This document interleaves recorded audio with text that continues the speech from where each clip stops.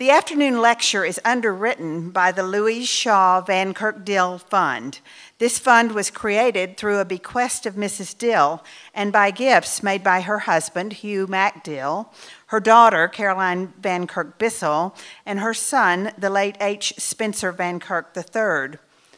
A lover of nature and vice president of the Bird, Tree, and Garden Club, Mrs. Dill's hope was that her endowment would fund authors with a focus in animal rights and welfare, the environment, and ecology. Today's presentation certainly fulfills her wishes, so please join me in recognizing this generous fund.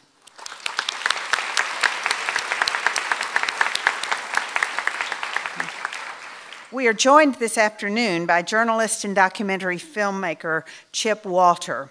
His book, Last Ape Standing, the 7-million-year story of how and why we survived, explores the evolutionary reasons how and why our human species became the most dominant species on Earth. This journey through time investigates how evolution shaped our self-awareness, childhood, and moral behavior. The Pittsburgh Post-Gazette has hailed him by saying, Chip Walter has made himself indispensable to audiences craving the latest information about our evolutionary past. No one writes about early man, evolutionary dead ends, or our pre-human rivals better than Chip Walter. If all science books were this witty and well-written, everyone would be a nerd. In this existential look into our own lives, we are given a broader understanding of our human selves in relationship to this week's theme, Our Elegant Universe. Chip Walter is the founder of the popular website allthingshuman.net, a former CNN bureau chief, screenwriter, and documentary filmmaker. He's the author of 3 books. The one just before Last Ape Standing is Thumbs, Toes, and Tears. He's traveled through 6 continents with his work. He's joined here on this visit to Chautauqua with his wife, Cindy, and his daughters, Molly and Hannah. We're very proud to have the CLSC sticker that says it is a CLSC selection on Last Ape Standing. I have to show you mine because we haven't put the sticker on Chip's yet. So we're very pleased with this book. Ladies and gentlemen, members of the tribe of the Last Ape Standing, please join me in giving a warm Chautauqua welcome to Chip Walter.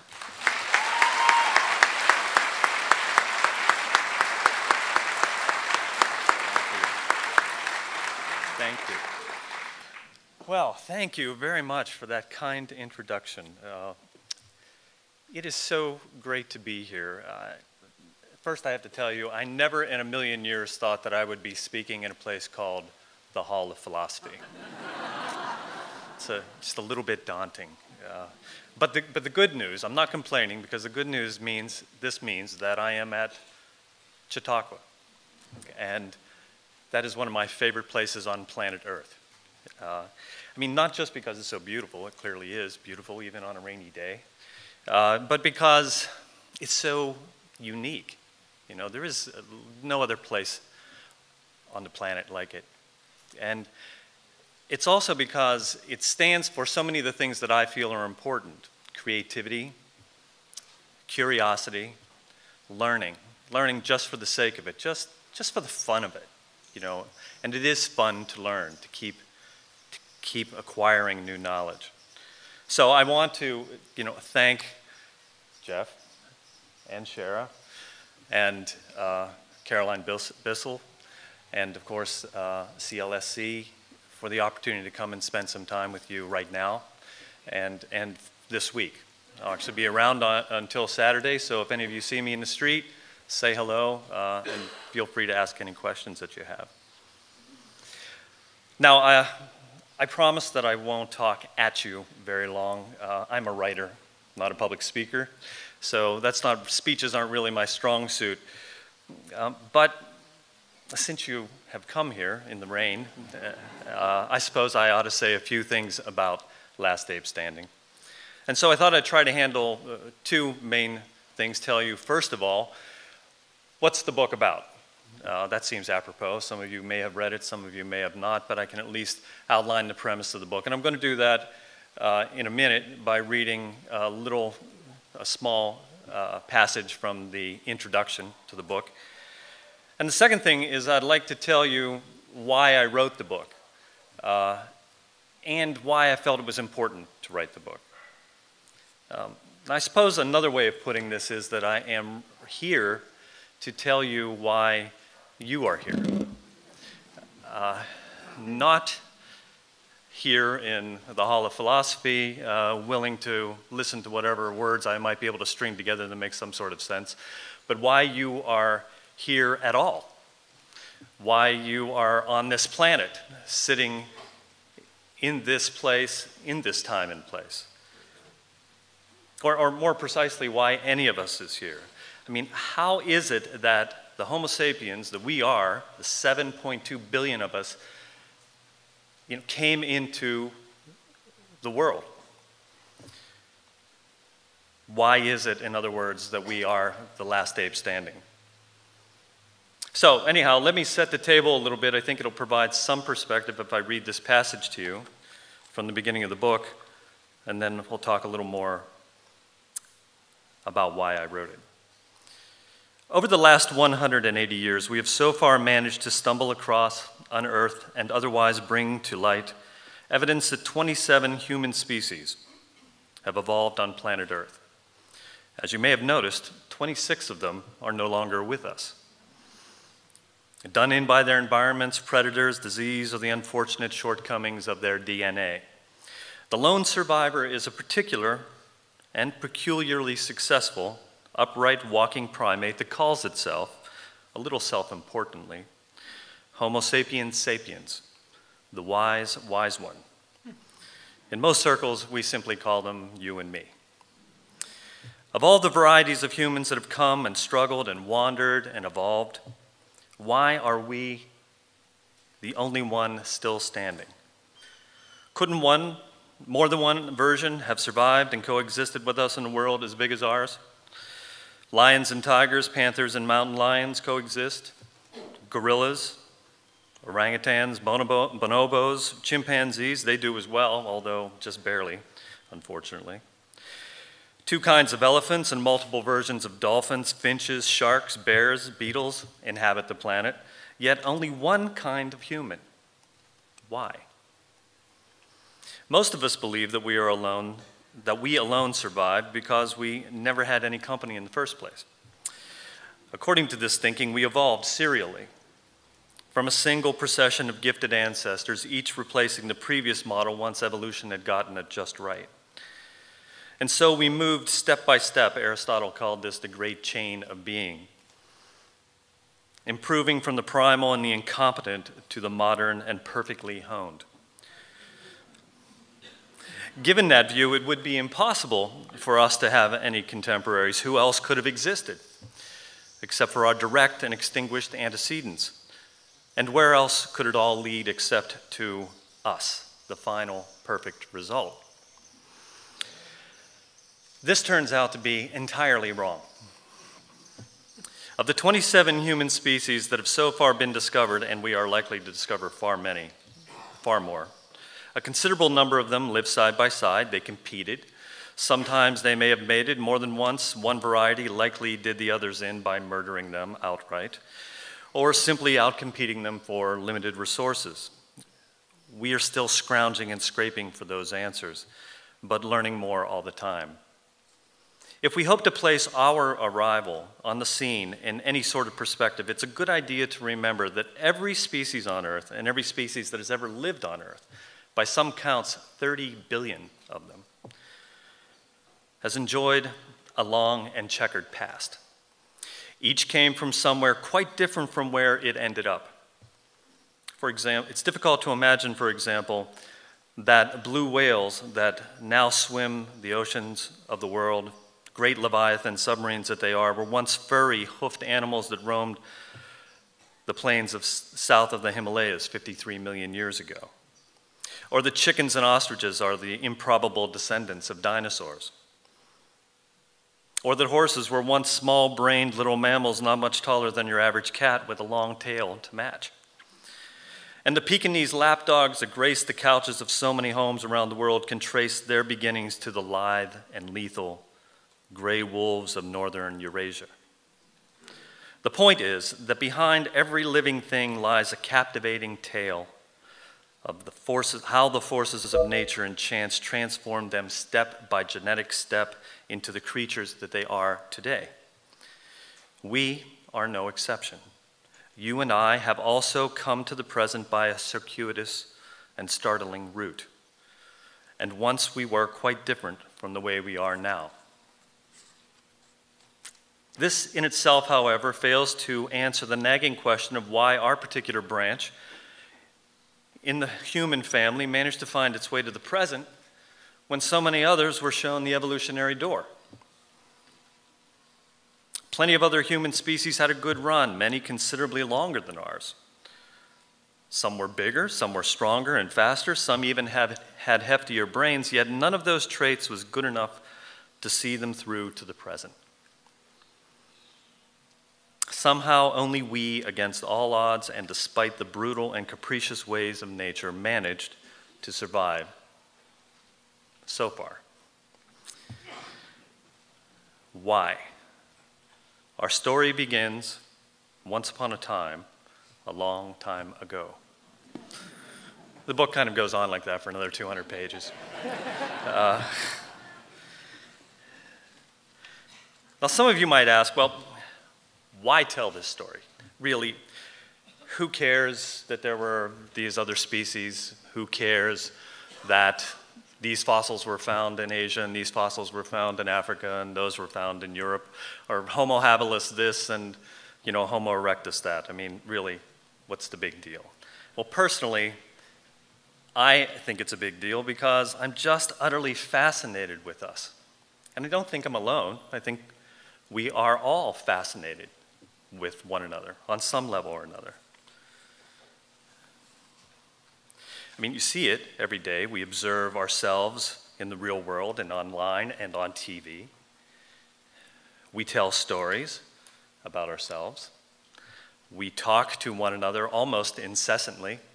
And if we're not talking to one another, we're talking about one another. We fill newspapers and magazines and books with the stories of our affairs and exploits and hardships. I mean, the Kardashians, I don't get it. We help, we decry and plot and scheme, we save, abhor, and adore those that are all around us. It doesn't matter if it's news or novels or pop music, history or politics, great art, or just plain old-fashioned gossip. If it's about us, we're interested. And it is always about us. Now, for my part, I think we should be fascinated with one another, because we're pretty fascinating. I mean, how many of you saw Brian Greene's talk earlier on quantum physics and string theory? Wow, so a lot of people. Okay.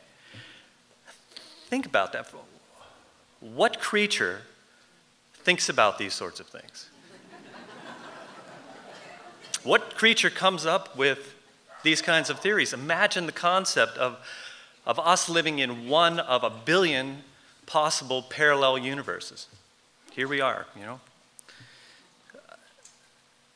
There are no chimpanzees, no gorillas. There are no other animals, I guarantee you, that are contemplating string theory right now. In fact, there are no other animals that are contemplating.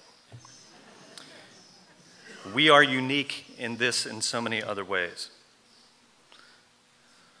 So if you step back and you look at us as a species, just look at some of the accomplishments. There's the music of Mozart and Bach. I think later this week, the symphony will perform the Emperor Concerto. Just powerful, beautiful, moving piece by Beethoven. There's the Sistine Chapel, the great Buddha in Kamakura in Japan, the plays of Shakespeare, the wild and crazy ideas of Leonardo da Vinci. the fire and insights of people like Susan B. Anthony, who gave an address here in the 19th century.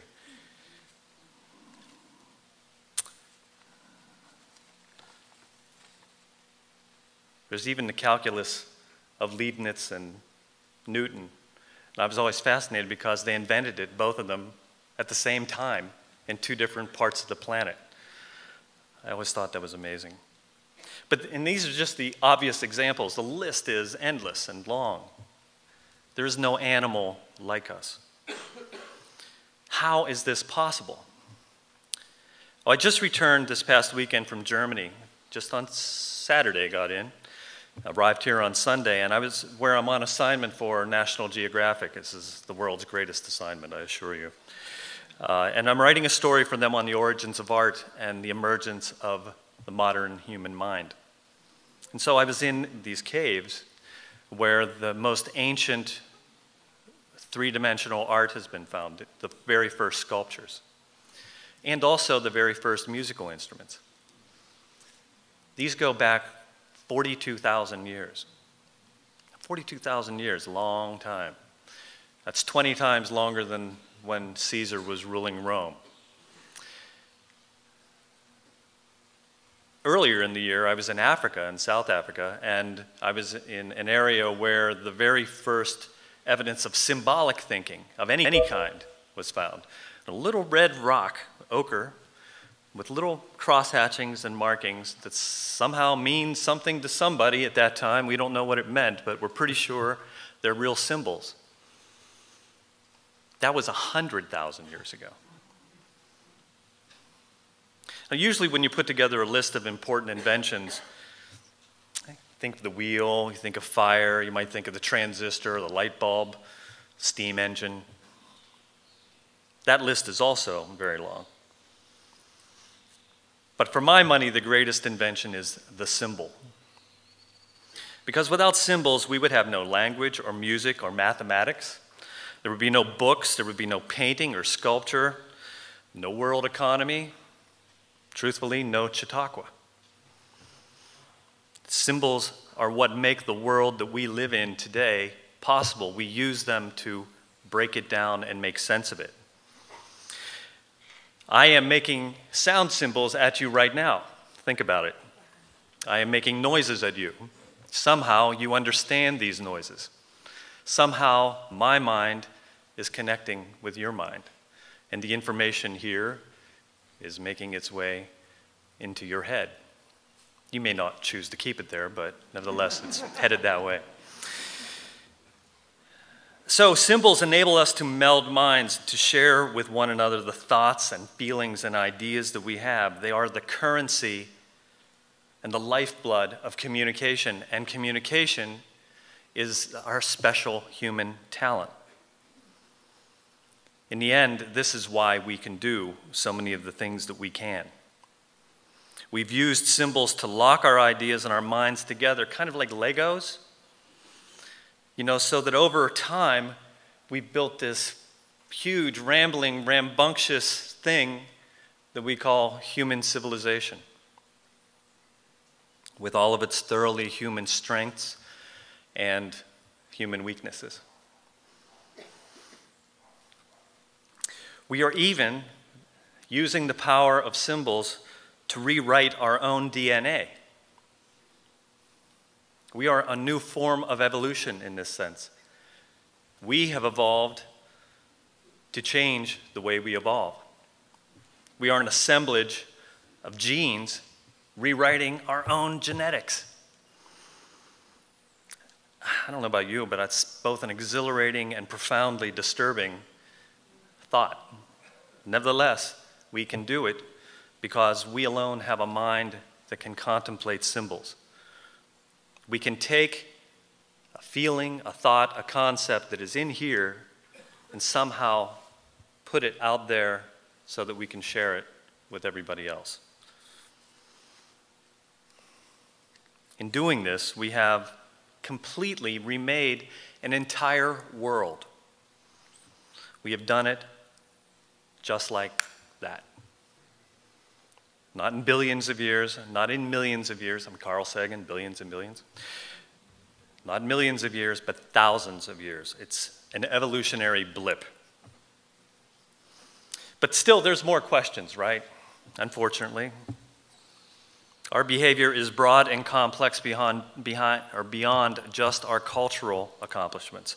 Why, for example, are power and status so important to us? Why are we so morally conflicted? Why do we do the ugly things we do on the one hand? Scheme, murder, lie, wage war. We even torture one another. But then, on the other hand, we'll do these other wonderful things.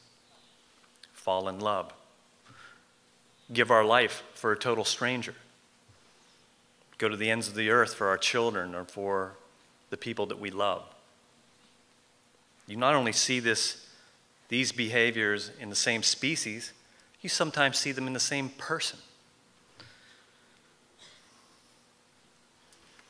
I don't know, maybe the biggest cosmic question to me, though, is, and I wonder about this, is how can we have 500 cable channels and still nothing worthwhile to watch?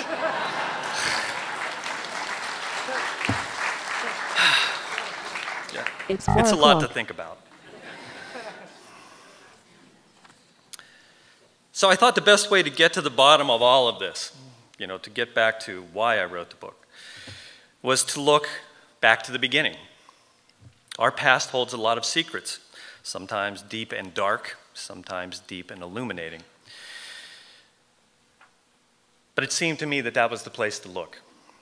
If I were to write a biography of any one of you, and I'm sure there are many fascinating biographies out there, the first thing I would do is I would go back to your childhood. I would look into who were the people that were important to you, what were the forces and events in your early life that shaped you. And after a while, I would begin to get some idea of why you are the way you are today, why you do the things that you do the way you do them. So I kind of took that approach with Last Ape Standing, and it is in its way of a kind of biography of the human race. The book begins at a time 7 million years ago when the first humans emerged. And it follows our story, the whole arc of our evolution, right up to the present. So we can try to grasp and then share what it was in our past that formed us and made us so different. Just as each of us is shaped into the people that we become in adulthood by the events of our childhood, as a species, we've been shaped by the twists and turns of our evolution. We are the way we are because of a million genetic mishaps that in the arithmetic of natural selection add up to us. When you begin to see things this way, then all the remarkable and unfortunately too often horrible things that we do begin to make just a little more sense. The answers to our strange, mesmerizing behaviors begin to emerge. Explanations about why we are so adaptive and creative, violent, conflicted, nosy, clever. They begin to grow a little clearer. And it becomes a little easier to understand why we feel and think and do the things that we do as a species and as ordinary people. Because it's not just this abstract, this is our species. This all applies to how each of us feels and acts every day. So I think that's really why I wrote the book. Because I don't think that we can hope to understand the problems that we create, and we do create a few, complex as we are, without first understanding and comprehending how we came to be the way we are.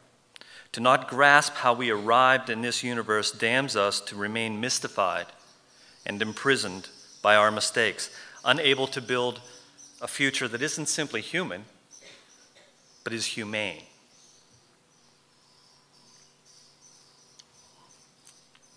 It would not be good to be able to step into a humane future. We do not want to continue to go in circles. So I believe we owe it to ourselves to unravel the riddles of our evolution. If we can find a way to comprehend our origins, warts and all, and probably most importantly, warts and all, then I believe that we can use that knowledge to build better lives for ourselves and the others that we know and we care about, and to build a better future as a species. We have changed the world. We know we can do that. The question is, can we change it for the better? So I don't expect this little book to have fixed it all or to fix it all. Far from it. But for me, at least, it was a place to start. And for now, it's the best that I can do. Although I am working on a couple of other books, so keep your eyes peeled. Well, I think that's enough of me talking at you. I promised I wouldn't go on too long. Now I would love to talk with you, so if you have any questions, please feel free to come up and ask.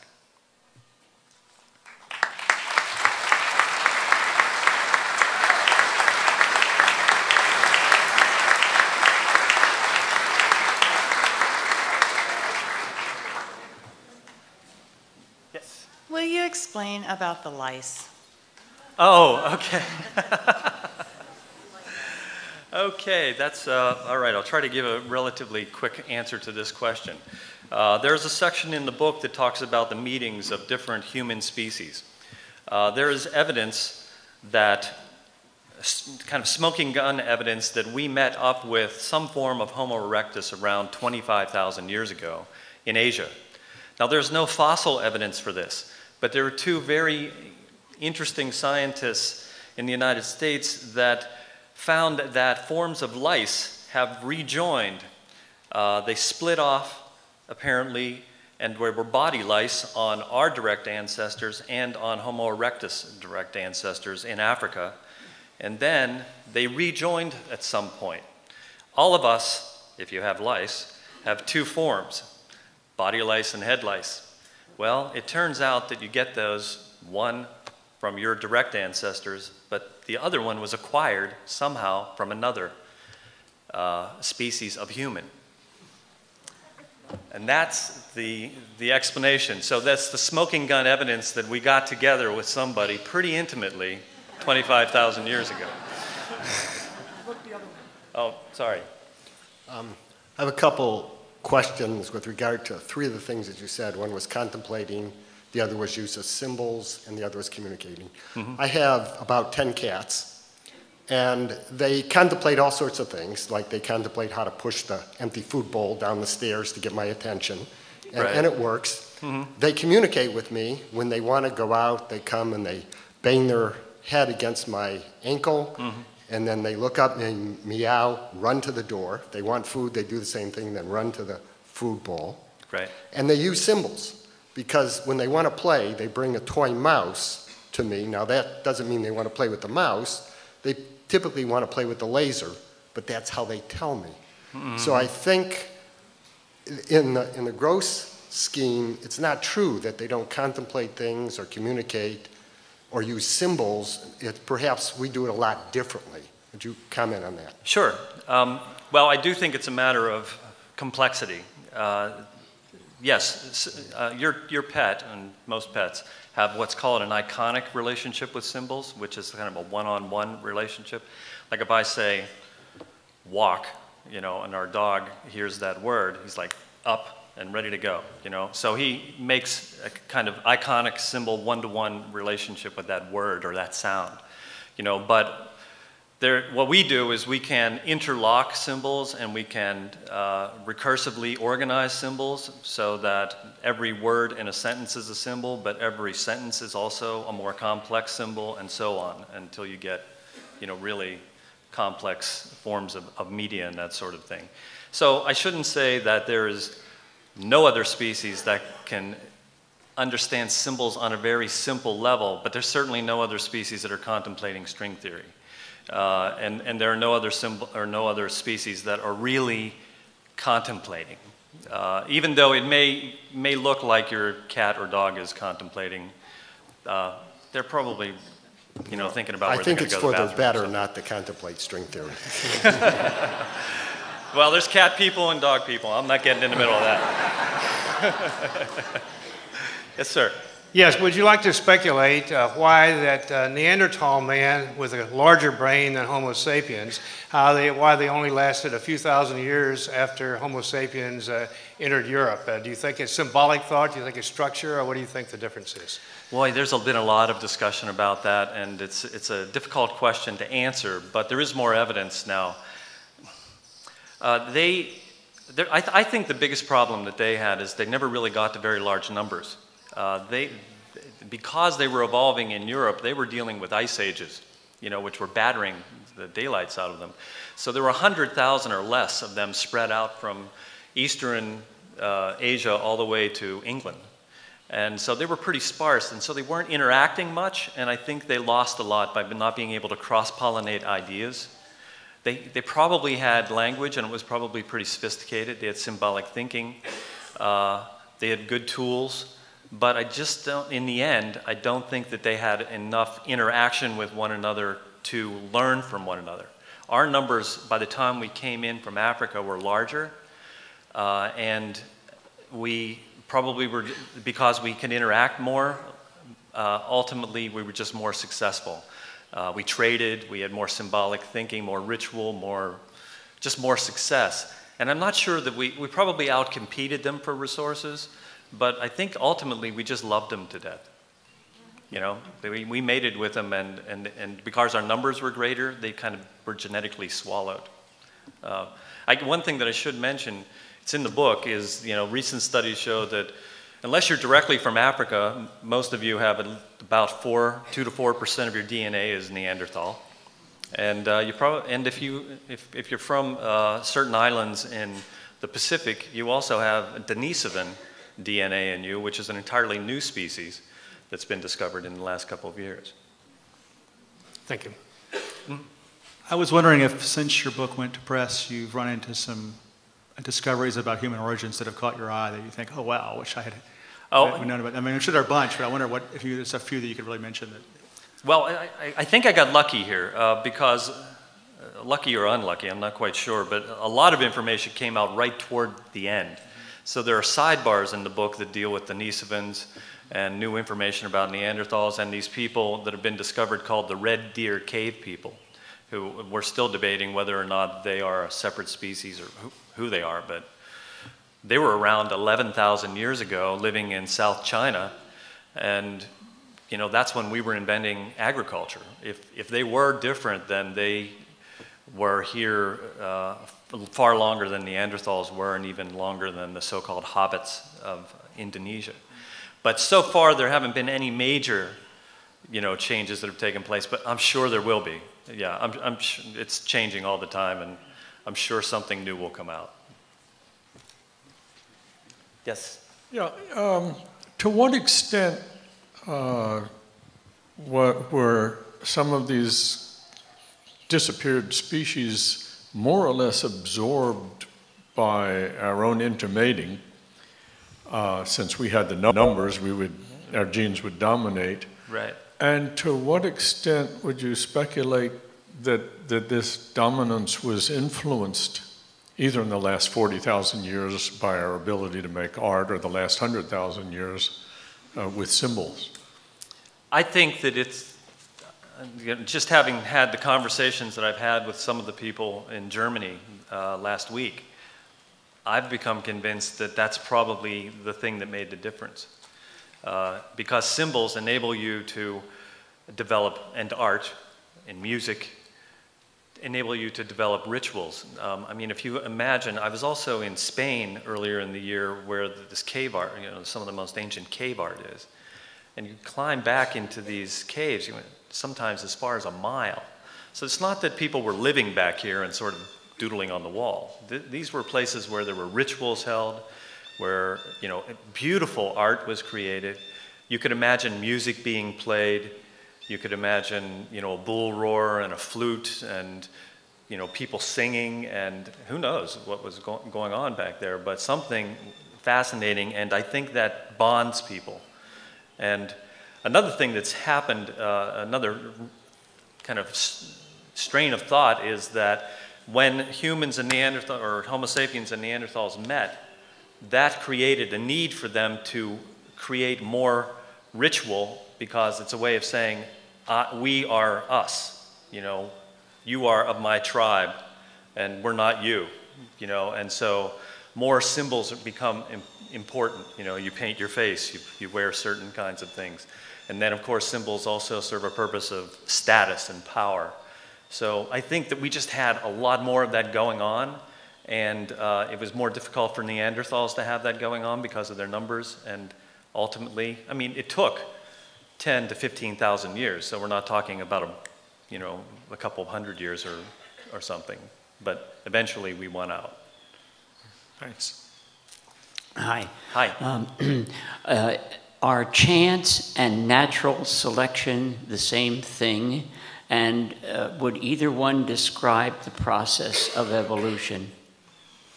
No, they're not the same thing, but they're intimately involved with one another. A random mutation is completely chance. So you have the DNA that you have, some mutation takes place, it changes your DNA, and it changes the way it's physically expressed you, you know. The question then becomes, how does that new version of you fit in with the environment that you live in? If it fits well, and it becomes, instead of a defect, a genetic defect, it becomes an adaptation, an advantage. And so it helps you survive, then you pass those genes along to the next generation and so on. So if you're a Siberian rabbit, you know, and you're black, not good, gonna stand out. But if you have a genetic mutation so that you start to turn your fur white, that's going to help you survive. And maybe the gray ones survive longer than the black ones, and then eventually you're totally white and you disappear into the landscape, and you've won. But it's all those genetic changes were purely by chance. It's a dance. It's an interesting dance between the environment and the genetic mutation. Thank you. Hi. Hi. I thoroughly enjoyed your book. Thank you. As an obstetrician, though, I was particularly interested in the paragraph, I think it was in the childhood chapter, that About birth. about birth and this move in ergaster to deliver their babies face up, which is curious because we humans today deliver our babies face down. And I was just curious how that happens. I think, to be frankly honest, I think I made a mistake. What I meant was to say that they're face up, because chimpanzees come in face down. When chimpanzees and other primates have babies, they basically kind of squat, and the baby can actually pull themselves out. Oops, sorry. Kind of one of the ideas of that chapter was to say that we're so, as you know, helpless whenever we come into the world. Essentially, we're fetal, that we can't help ourselves out. And so there was all that twisting and turning had to take place so that the baby would come out the way you say it does, and not the way I said it. And so I'm going to fix it in the paperback. I honestly was wondering if erectus as or pelvis changed, if there were some revisions to the process. Well, there were, in that we do this twist, and we come out face up, the way, face down. Face down, the way you said. Yeah, Back sorry, I'll never get this straight. Some deliver face up, but that's problematic for us today. And I was just curious of whether if that change continued from the face up to gradually back to the face down as the pelvis continued. I just had them backwards. They came in face up, and we're supposed to come in face down. Thank you. I still love the book. Oh, thanks. Thanks. Whew. Wow. Okay. Hello. Okay. Hi. It's been a fairly recent discovery that chimpanzees and bonobos don't teach their young. Is that correct? I'm not familiar with that. So I'd seen something on PBS on that. that they do not They teach? do not teach their young. Their young learn only, and their other companions learn only from observation of one of them doing. So since you don't know this, I guess you can't really say, was this an early thing that our predecessors had before we branched off from bonobos and chimpanzees? I mean, based on everything else that I know, I'm not terribly surprised that that's the case. Usually, a chimpanzee, one of the big important points of the childhood chapter, and really the central premise of the book, is that we are the way we are and have survived as we have because of our long childhood. There is no other animal that has a 6 years of childhood. In fact, really, if you want to get picky about it, there is no other animal that has a childhood. There's youth, and then they pretty quickly go to adolescence and childbearing. So I'm not surprised that a chimpanzee's brain is kind of hardwired within a year after birth. Our brain triples in size after birth. We're born so helpless and so early in our life, that most of our development takes place outside the womb. And because it does, we're all individuals, because you have specific, unique experiences that you've had that have shaped your brain after your birth. It just doesn't happens far less with chimpanzees and bonobos. So I'm not surprised that mom and dad don't teach them something. They kind of learn it on their own. Yes, that's exactly the question I wanted to ask. It's the fascinating idea that extended childhood is what enabled Homo sapien to deal with everything they had to deal with to survive. Right. And this extended childhood where there's free play and free exploration, and that wonderful chapter on toddlers knocking around and learning so much so quickly. So the question is, with the new regimentation of early childhood education, where kindergartens and even for 4-year-olds, we've got them sitting at desks doing workbooks rather than giving them all this enormous free play that you said is so crucially important. Do you worry about the future of Homo sapiens? Absolutely. I worry about them. I think that I'm a believer that free play is important. There has to be a certain amount of discipline, and guidance and that sort of thing, maybe some goals.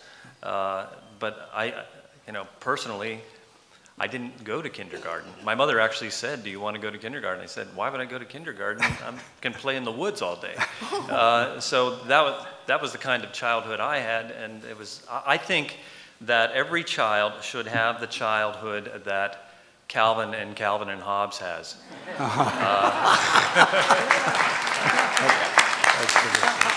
So I guess, I'm a little concerned that there's too much regimentation. And you know what? I hope that the pendulum swings back, and we learn from that. I think we will. Oh, okay. Is it conceivable that we are not the last ape, that there could be a last ape to our last ape? Oh yeah. And in fact, in the epilogue of the book, the title is "The Next Human," and where I speculate on what the next species will be, because it's only a matter of time. I mean, all species, 99.9% of all species, are no longer with us, so that's probably our inevitable fate.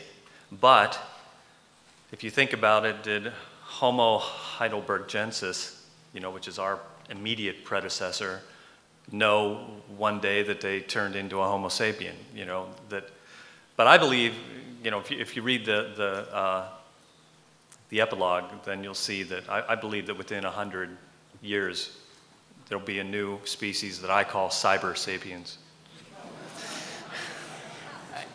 In that same vein, I was going to ask you about your epilogue. It feels to me like the tone of the book changes from, as it moves through, to the epilogue, which is not quite as lighthearted, perhaps. Is that not the correct word? And you don't feel very hopeful, or am I projecting my own views? Or? You know what I think it is? I think I'm kind of conflicted, you know, that moral conflict. I'm kind of conflicted about what our future holds because it really depends on whether or not we can get the nastier parts of our evolutionary baggage under control, and that seems to be a struggle. And I don't know if we can we learn from our mistakes.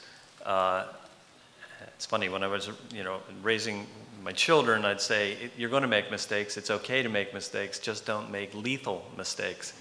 And unfortunately, we do have the power to make lethal mistakes. And so I just hope that we learn enough from the mistakes we made without wiping ourselves out. So that's why I'm not sure. I do think we'll make it, or cyber sapiens will make it, some version of us will make it. But boy, the 21st century is going to be a ride, an unpredictable ride. Yes, sir. You may have covered this in your book, but to me, there's a huge difference between man and animal, and that the human species is aware of itself. It knows it exists. It's aware of itself, and animals do not seem to do this. Did you cover that in your book, or would you like to cover it now? Yeah, well, both, if you like. Yes, I do cover it in the book. It's a really important section, and it's the last chapter in the book, which is called The Voice in Your Head. And what that means really is we all have a voice in our head. And I remember I was in the shower before I decided to write about this, and I'm talking to myself, as I often do in the shower. And the thought occurred to me, who are you talking to? If you're talking and you're listening, then which one is you and which one isn't? And because there is, as far as I can tell, only one me. So, after a lot of research and thought, I wrote this chapter, and essentially it comes from the evolution of symbolic thought. Mm-hmm. And that other person you're talking to is a symbol of you. It's a way of organizing your world. It's what brains do. They organize the world, try to make sense out of it. And so just as you have to kind of create symbols of all the people you know when you think about it, you have a mental image of who those people are and their personalities and everything, you do the same thing with yourself. And so when we evolved a brain capable of creating other symbols, we created a symbol of us too. At least that's what my research and what the chapter says. The awareness was just fundamental. That it just happened. Well, it evolved, so it's kind of there had to be the genetic capability, some sort of neurotransmitters, some sort of brain chemistry. Something happened somewhere that made symbolic thought possible on the level that we use it. And once that happened, everything changed. We took off. Thanks, that's great. Mm-hmm. Thank you. I'm not much of a geneticist, but I was reading a book about horses and donkeys can mate. Yes. And they get a mule. Yes. It's born, but the mule can't reproduce. Right. Genetically. Now, the curiosity about the Neanderthals and the Homo sapiens. If there's so many Homo sapiens and they mated with the Neanderthals, mm-hmm. and they had Neanderthal babies that couldn't reproduce, then that would have been the end of the Neanderthals. Yeah, I don't know. If we're that dominant at the time, that could be what was going on. We didn't eat them all then. Right. No, hopefully not. No, I think that's actually a theory. Okay. That could have happened, and there was a great novel. Now I've forgotten the title of it. That was written. That the whole premise of it was that. So we don't really know. Maybe that's why they sort of got engulfed and devoured into our genetic, I just thought I'd mention pool. it. It's fascinating. And by the way, it reminds me of another debate that goes on that I'll just quickly address, and that is, because someone inevitably will ask, wait a second, if Neanderthals are a different species, and we mated with them, then by definition, they can't be a different species, because if you're a geneticist, you will say you can't, only the same species can mate. So The problem is that you've got anthropologists over here, you know, who say, well, their lifestyle was totally different and they lived separately for 200,000 years. So for all intents and purposes, they're a different species, even if genetically they're not purely a different species. I'll let those guys work it out, but it's all fascinating. And I think the thing that's fascinating to me is that, you know, we wonder about aliens coming down to Earth and meeting them, and you know what happens when we do that. Well, it's already happened. You know, we moved into Europe, and there they were. And you know, the book has a couple of passages that imagine what those meetings were like. I can imagine they must have been kind of mind-boggling. You know, to see another creature that's not of your species, you know, walking down the path. You know, it's pretty crazy. Yeah. Excuse me, I just wanted to follow up on the consciousness issue that you just mentioned. There was a man about 30 years ago named Julian Jaynes. Yes. Wrote a book about the development of the bicameral mind. Yes. And he argued that, of course, some of those cultures, maybe 50 or 100,000 years ago, the reason they established their culture and their religions was because they thought those voices were coming from somebody outside, right, some other person. And then, but it seems to me your analysis of it is that maybe what happened was this self-awareness suddenly came along. That was, we were talking to ourselves. We yes. were developing a sense of self, and that's what's happened, and maybe more recently from the people that thought it was somebody else talking to them, or right. Don't you mention? I think you mentioned. Yeah, it's mentioned in the book, and actually I go into a fair amount of detail in Thumbs, Toes, and Tears on that. That book fascinated me when I read it, and the way it works in here, it's in the voice in your head chapter, and it also, what it does is there are people among us that hear voices that they don't believe are their voice. We call them schizophrenics. So it is possible that you could be hearing yourself talking, but you identify it as another voice out there, and multiple voices. So I don't think that's a, you know, he's a philosopher at Princeton, I think, and it was a best-selling book on the one hand, but he also got a lot of, you know, pain over that. But I thought it was fascinating, and I don't think it's at all crazy. Yeah. You know. Thank you. Mm-hmm. That question impelled me to make the following observation, or maybe a question. There's another book by a Walter Ong. The book is about 30 years old.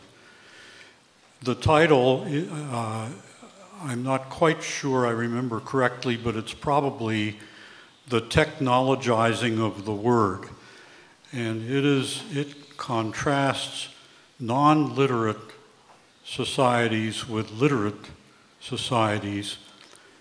And he believes that what Julian Jaynes is talking about, and I have read his book,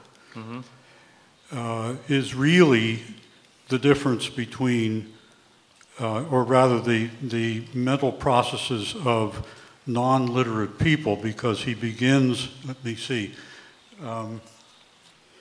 both books talk about the Iliad, which has people hearing voices. Right. Well, and Jaynes also points out that both the laws of Hammurabi and the Ten Commandments were not laws that either Hammurabi or Moses said, I thought up. They said they were dictated to them. So there's a lot of interesting evidence about it. It just makes you think, and it certainly made me think, and that's why I guess it made me think in the shower that day. So that's how we ended up with that chapter. Just for a second. Okay. Before we take this last question, we want to invite everybody over. Afterwards, if you have a question for Chip, or you want to get a book signed or buy a book, we'll go over to Alumni Hall just immediately following, but one more question.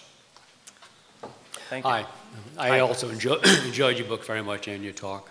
Thank you. From your scientific research and vast knowledge, what's your opinion on whether consciousness persists after death, or whether it goes along with the physical?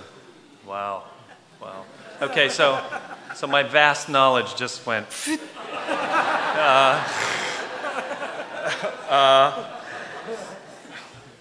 Boy, that's a rough one. When you listen to talks like, on string theory and, multiple universes and multiple dimensions, it begins to make you wonder that anything could be possible. Do I personally believe that there's an afterlife? I'm struggling with that. I'm not sure. But there's no strong evidence, scientific evidence for it. And therefore, can our consciousness somehow continue? I don't know. But if there's another dimension that, our energy is existing somewhere, who knows? I mean, 90%, as far as we know, of the matter in the universe we can't even identify. It's dark matter, To me, the subconscious of the human mind is kind of the dark matter of the human mind. And there's a lot of mystery out there, and I could speculate, but it would probably just be my personal opinion. I hope to find out. Let's put it that way. Thank you. Thanks so much.